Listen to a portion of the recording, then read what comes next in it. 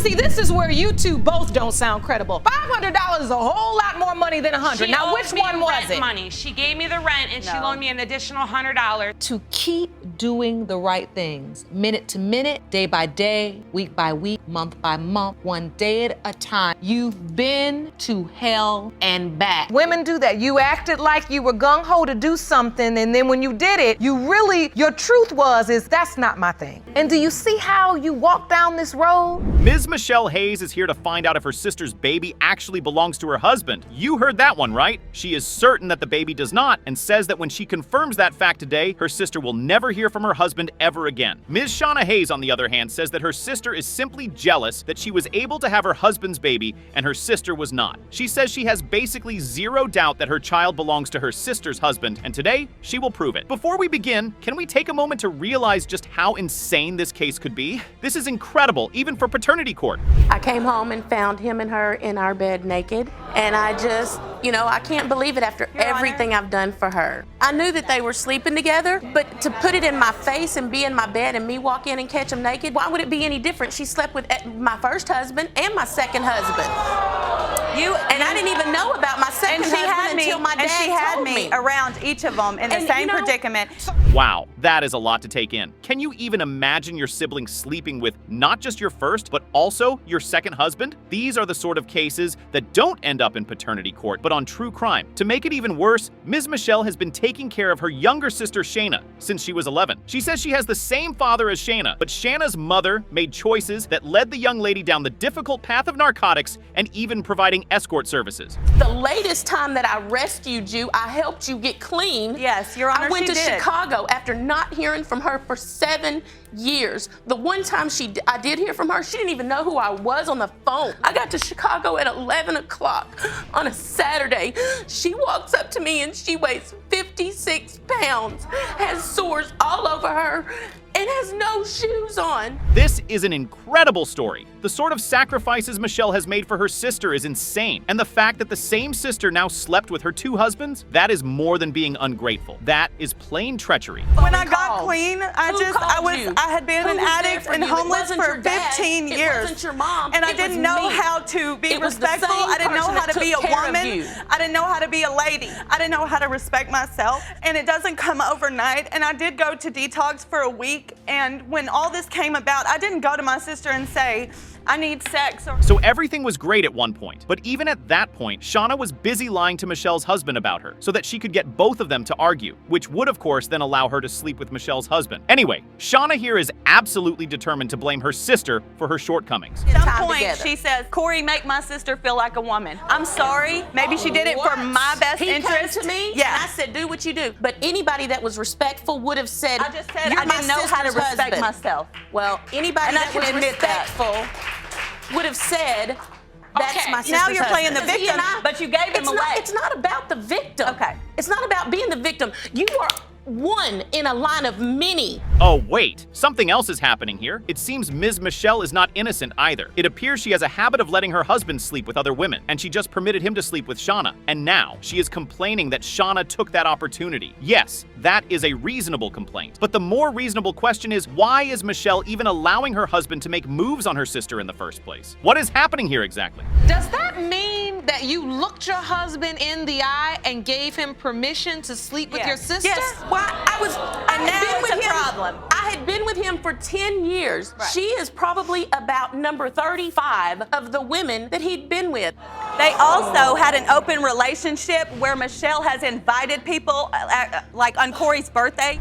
Well, now we have a totally different case altogether. We have a woman who lets her husband sleep around and invites exotic dancers for his birthday, and we have that woman's sister who says, you know what, I am going to have a piece of that. Fantastic. At the beginning, you probably were like, wow, this is such a terrible situation, and now you were like, well, if you let your husband sleep around, don't be too shocked when your recovering addict sister takes a bite. Did for me is take him away from me. Now, Ms. Hayes, I have to ask you, why do you believe if you've let them go off into the sunset into this relationship and you know they're together, Why do you think he's not the father? He has a 6-year-old son. Well, actually, he's older than 6 now, and he raised a son that he believed was his for 6 years. Went to court, found out it wasn't his. He don't have nothing to do with him. Well, that is a lot to take in, but Shauna says there is no good reason why she would want to carry his baby. Since he is not a millionaire and has no money, Shauna has a hard time figuring out why she would be lying about having his baby. Which takes us to another point. Michelle here is yet to tell us exactly why Shauna's baby does not belong to her husband. Are you saying to the court that you feel he's unable to have children, No, she's not done with him, and she hopes that Kayla's not his baby. If I wanted him, when he came up to me and asked me to sleep with him, I could have. Oh, when was that? I didn't want to. When was that? Months ago, I told you about it. Let me bring up this.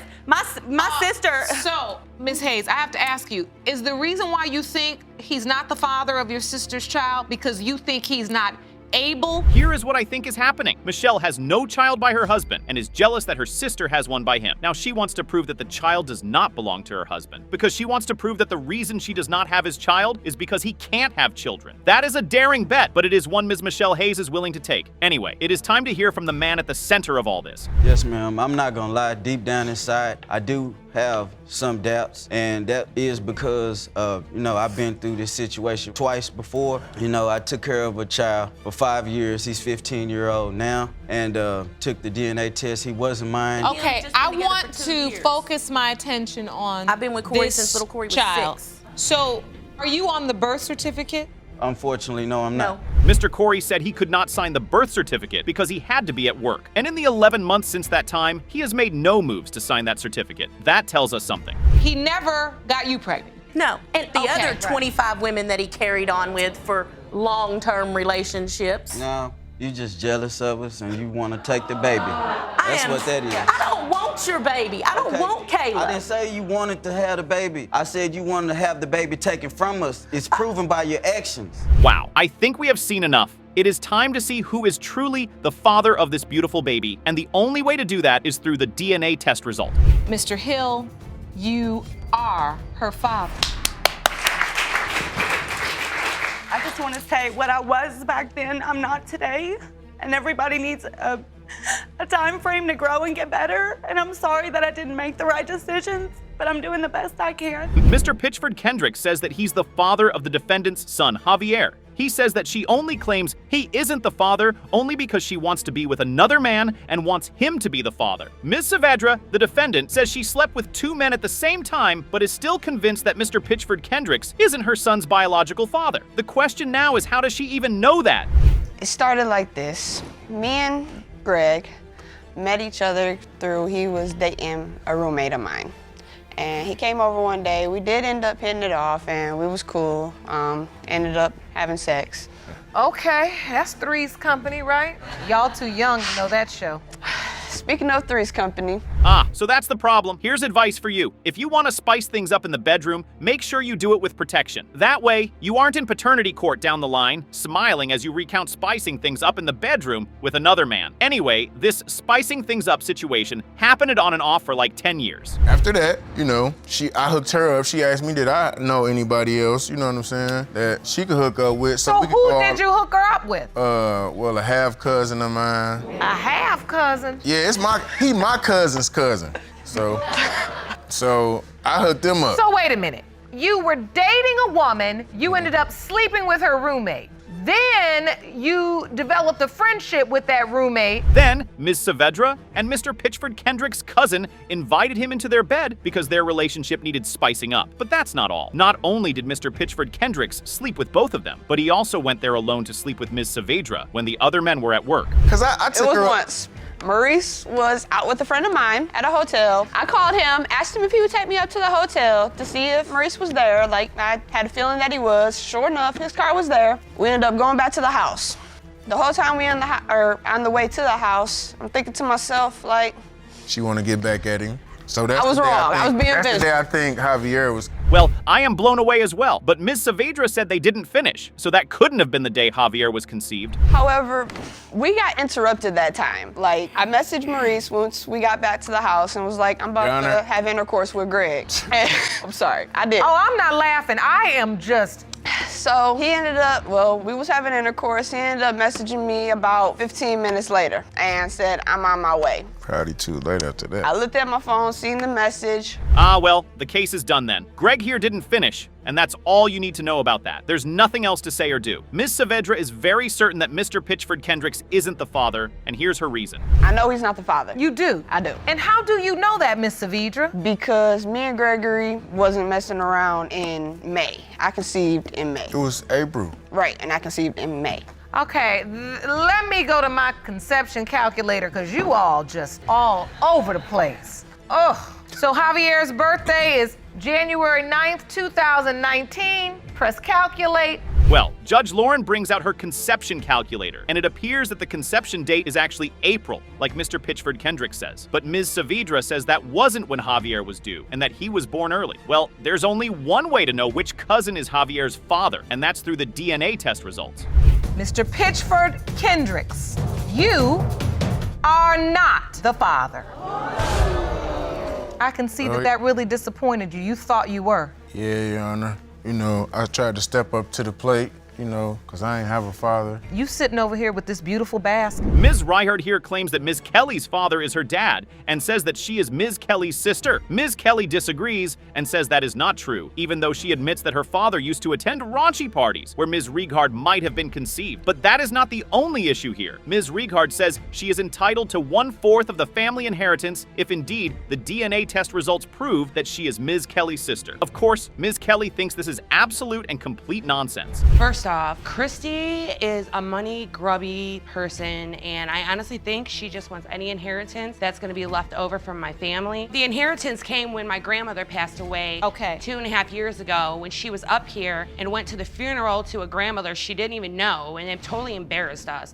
And when my grandfather started giving me stuff like antique furniture, my grandmother's wedding dress, her wedding ring. Well, that is where Ms. Reihard disagrees. In any case, Ms. Kelly is 101% certain that Ms. Kelly here will never get a cent from her inheritance. If there is one thing she can promise, it is that. What is in this inheritance anyway? Rather than later. Everything that's in the will as far as my furniture, life insurance policies, the house, my dad has 2 motorcycles, there's cars, there's all the other stuff like the antiques, my grandmother's wedding dress. She told me that my mother told her she was gonna cut up my grandmother's wedding dress to make dolls. No, I did not. No, I did not. Yes, you did. No, I did yes, not. you did. No, I did yes, not. you did. Well, Ms. Kelly says she is not getting anything, and the only thing she can get is a visit to her grave, which is an exceedingly harsh thing to say to someone who could be your sister. The question, of course, is what are the merits of this case? What is the actual evidence we are working with here? In 1977, my dad and friends got together, had a party, and her mother got pregnant supposedly that night. Okay. Now, Ms. Riegert, explain to me how you came to know that you were potentially Ms. Kelly's daughter. My whole life I didn't know. My stepfather was my dad. That's how I grew up knowing my dad. I was 10 years old, we moved, we were in Texas, we had to come to. Well, you cannot say that they do not fight like sisters. Ms. Reihard says that arrangements were made for her to meet her potential father, but he never actually showed up. But Ms. Kelly here has a separate version of events. She says that her father never actually contacted Ms. Reihard or her family, or even had any communication with them until Ms. Reihard herself contacted them. You anywhere because my mother would have known about that. He's not a secretive person, and that would have been mentioned to me because my mother and my father were a very open family and speak about everything. And honestly, she doesn't look anything like my father, nothing like my grandmother. We don't look alike, and there is no gingers in my family. Okay, wait 1 second. Gingers. Yes. That would be red hair, redheaded... red features. She's not. Jerome, that's derogatory. That's not. If there is one thing paternity court teaches everyone, it is that the ability of humans to keep secrets is nearly bottomless. So Ms. Kelly might think they don't keep secrets in her family, but this might be one secret that her father very much wanted to keep. Ms. Reihard has shocking evidence of her own that seems to tell a more convincing story. Why he paid child support my whole life. He paid child support because the courts ordered it. Okay, let's talk about that. So your father has paid child support for Ms. Riegert her entire life? How many years, Ms. Riegert? Until I was almost 21, until I was off. That's a because he owed back child support. No, he didn't owe anything. Ladies, let's calm down. $25 a week.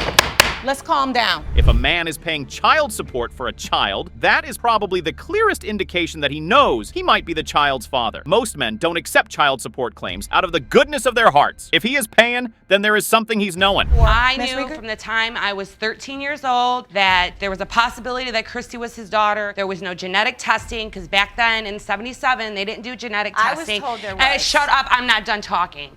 Yes, I was told You know there what, was. Miss Kelly, what I need you to understand is that I control this courtroom. Well, she needs to stop. What you need to do is answer the questions I ask you and worry about whether or not. The crazy thing about this case is that Ms. Kelly and Ms. Reihard are acting and arguing exactly like sisters. The anger and condescension in Ms. Kelly's voice tell you that there might be something more to this claim than she is letting on. Perhaps she is even scared that Ms. Reihard may turn out to be her sister. She denies me. I don't deny her children. I love her children to death. Well, Those are my regardless of whatever year, they will treat never be my. She accepted. treats my kids like they're trash. Like they don't even exist. I treat your kids like trash, but I let you come live with me when you were homeless and had then nowhere to go and destroyed my house. and Let me holidays- understand this. Is that true, Ms. Rieger? Yes, She opened her home She did, to but you? when we were there, she was so ugly to my children all the time. I was ugly. I didn't even start staying there until. That is a very strong allegation, but here is the thing. If Ms. Kelly did not like her and did not believe they were sisters, why did she allow her to stay in her home? That is a very odd way to treat someone that you believe is not your sister. Hold up, there is something else Ms. Reihard is angry about. Children destroyed my house. Her Finish, children Ms. peed all over brand new beds that I purchased for my kids.